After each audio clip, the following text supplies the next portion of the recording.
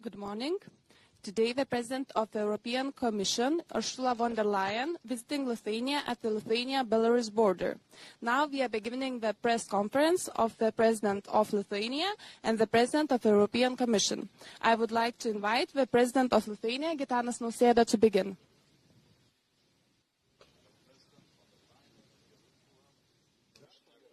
Ministers, ladies and gentlemen.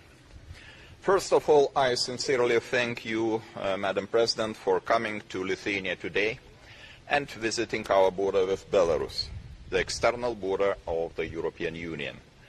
Your presence here is a powerful signal of European solidarity. It demonstrates that the security of Lithuania is the security of the entire European Union.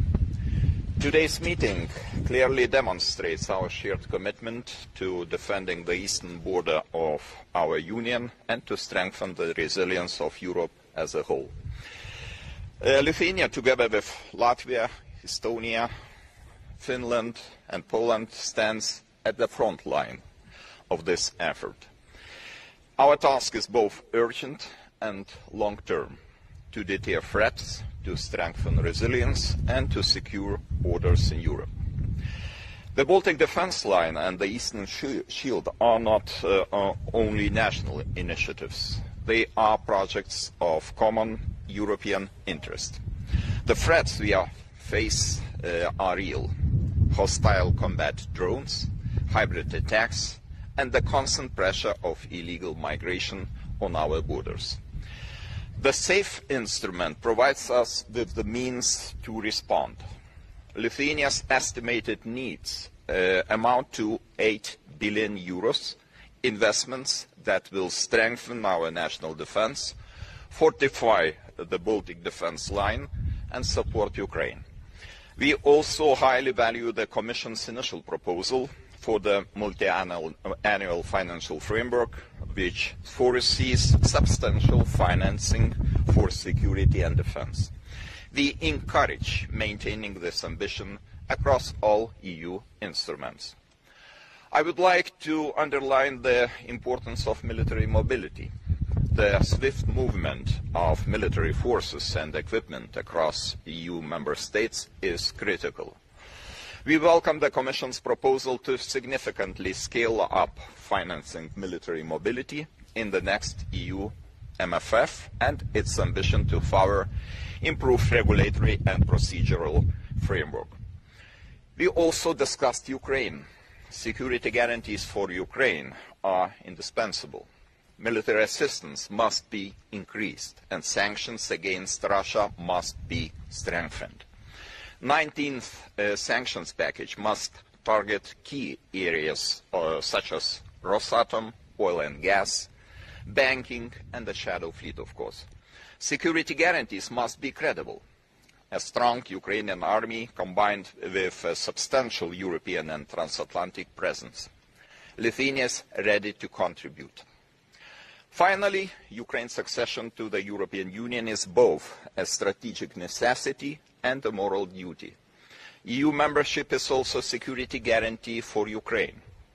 The year 2030 must stand as a target for Ukraine's membership. President von der Leyen, dear Ursula, I want to thank you for your personal leadership and tireless engagement. Together we are sending a strong message. Europe stands united and ready to defend freedom. Thank you. Thank you. Thank you, Mr. President. Now I invite the President of the European Commission, Ursula von der Leyen, to deliver her statement. Thank you very much, Mr. President. Dear Gitanas, thank you for the very warm welcome here. Yesterday you celebrated Lithuania's Freedom Day. 32 years ago, the last Russian troops left Lithuania, putting an end to decades of Soviet occupation. And today, Europe fully stands with Lithuania as a frontline state. You face Russia in Kaliningrad. You face Belarus on your border. You live under geopolitical and economic pressure, as well as constant military and hybrid threats. The instrumentalization of migrants, for example, is something Lithuania knows all too well. And I heard that last month 2 drones crossed your border with Belarus. All in all, let me reassure you that as Lithuania is being tested, Europe as a whole is being tested, we are with you in all possible ways, and this is also one of the reasons why I'm very glad to be here with you today. We have already made it possible to redirect cohesion funds to address economic and security challenges at the border. Now, as you mentioned, looking at the next long-term European budget, we have proposed to triple investment in migration and border protection, so a strong focus on that topic. We want that member states with a direct border with Russia and Belarus will also receive additional European funding. It's in the European interest that we have the protection of the border here, because Europe's borders are a shared responsibility. The Lithuanian border is a European border. Overall, if we look at the long-term budget, if we look at the defense topic, we have proposed a 5-fold increase in defense investment and a 10-fold increase in funding for military mobility. You have mentioned the importance of military mobility, specifically here for Lithuania. And let me reassure you that cohesion policy will remain at the heart of our budget. So, what I want to say is we continue to support both border security and strong livelihoods. Now, while the next budget is in the phase of negotiations, we need to move rapidly now and efficiently to improve our defense posture. We cannot wait for the new budget. We have to act now already. And as you know, together we have enabled financial support of 800 billion that we have together agreed. It is the National Escape Clause and it is the SAFE instrument, 800 billion euros that are accessible till 2030. Now, if I take the SAFE instrument, it will focus on pan-European defense projects. For example, capabilities to counter drone attacks. 19 member states have applied to SAFE, including Lithuania. I'm glad to say that the instrument has been fully subscribed, all 150 billion euros. And I was glad to hear, Gitanas, that the 3 Baltic states and Poland are already preparing joint procurement for the Eastern Shield initiative. This is an excellent investment of common European interest where we should focus on. You also applied, of course, for the second instrument, the budgetary flexibility, we call it National Escape Clause. You are already among NATO's top spender by GDP, and now you have requested more flexibility in the budget like 15 other member states do too. Finally, it is important not only the funding, but also the implementation of the funding, and that we have a coherent approach. Therefore, we will present in fall to the European Council a roadmap about what is necessary to strengthen our defense posture, what are our gaps, what capabilities are needed, what are our milestones, what are our targets, because we know only what we can measure really gets done finally. Dear Gitanas, having broken free from Soviet oppression, Lithuania deeply understands Ukraine's fight for survival. You have been a staunch supporter from day one on, and I want to thank you for your support and the generosity towards our brave neighbor. This includes also your new plan to allocate 200 million euros more to the Ukrainian armed forces as announced last week. This is excellent news.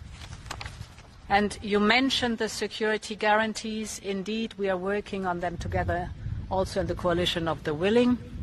Important is the first line of defense of security guarantees for Ukraine in peacetime is a strong Ukrainian army, well-equipped and experienced army. The second line of defense would be a multinational group from the coalition of the willing, with the backstop of the Americans. And the third important line of defense is our own defense posture. Of course, I want to mention, you can also call a security guarantee membership in the European Union for Ukraine. So this is the whole package we are together working on here. Dear Gitanas, today I'm here to reaffirm Europe's indefectible solidarity with Lithuania, because Europe needs a strong Lithuania to protect our borders and our people. I know that Europe can count on you, and I know that I can count on you and the Lithuanian people personally. Thank you very much. Now we have time for 2 questions. I invite you to approach the microphone to introduce yourself, ask a question, and tell to whom you address it. Hello, Stepa News Agency Alta. A question for President of the European Commission. Yesterday you announced that in the next 7-year financial perspective, more funds will be allocated for migration and border management in countries that share borders with Russia and Belarus. However, those are long-term plans. So what can the European Union do now, considering that the threats at the borders are growing and evolving? And I'm referring to the upcoming Zapad military exercises and several recorded cases of drones flying into Lithuania from Belarus. And one more question for both. What can Lithuania expect from the European Union? Yeah. As you rightly said, the long-term structural answer is the new modern budget. And as I've explained, we put a strong focus on defense and border protection by drastically increasing the funding. But of course, we have to act also now. And 2 instruments that are at our disposal for defense and border protection right now is the SAFE instrument, and for the member states nationally, the national escape clause. We have already achieved a lot to help Lithuania cope with the constant pressure in the current budget. Lithuania has a 357 million euro EU program that is dedicated for border management and visa policy. We have implemented it, or we have agreed on it in 2021. And since then, we have on a regular basis added money to it. For example, to boost surveillance capacities, tracking the trains. I just could see one of the trains going through Lithuania between mainland Russia and Kaliningrad, but also the financing of the purchase of a helicopter, for example. So these are very concrete examples. Finally, to cope with the migratory pressure, we have made available almost 135 million euros to Lithuania to finance electronic, state-of-the-art border surveillance systems. So you see a lot has been done specifically for Lithuania. Then there is the second layer of instruments now, like SAFE, and then there will be the next European long-term answer, that is the new budget for the European Union. We are committed to improve the security of our state border, and Madam President already mentioned the SAFE instrument, which is especially important right now. And as I mentioned, Lithuania has applied for 8 billion euros from this financial instrument. 7 billion euros will be dedicated to establishment and development of our national division until 2030. About 1 billion euros will be dedicated to the strengthening of our border and exactly in building the Baltic defense line together with our neighbor Poland. So I think those resources will come immediately. They will be spent in most efficient way. And Lithuania understands the situation now is very dangerous, very fragile, and we have to be able to detect the UAVs which are crossing from time to time our border, and we should be able to shoot them down if needed. So this is about safety of our people, and we take this very seriously. Last question.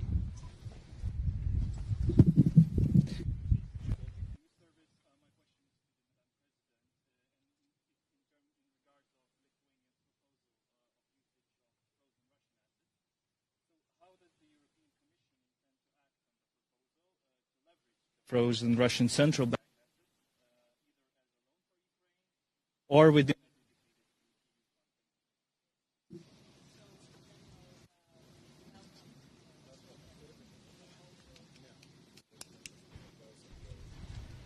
I think there we are. So we welcome the Lithuanian proposal. In general, as you know, what we do right now, we take the windfall profits from the mobilized assets and we directly channel them to Ukraine, either for defense matters or for reconstruction matters. So far, 3.7 billion euros have been generated by windfall profits, and more is to come on a regular basis. But we are also reflecting on the next steps and best use of these assets, because one thing is very clear. Russia, the predator, has to be held accountable for what it did and has to pay. Has to pay for the damage and for the aggression. That has to be the principle, and therefore we are looking into an additional use of the windfall profits that are immobilized. Lithuania is committed to require the use of frozen assets, because the windfall profits was good idea, but it's not enough. We are talking about catastrophic losses Russia is responsible for.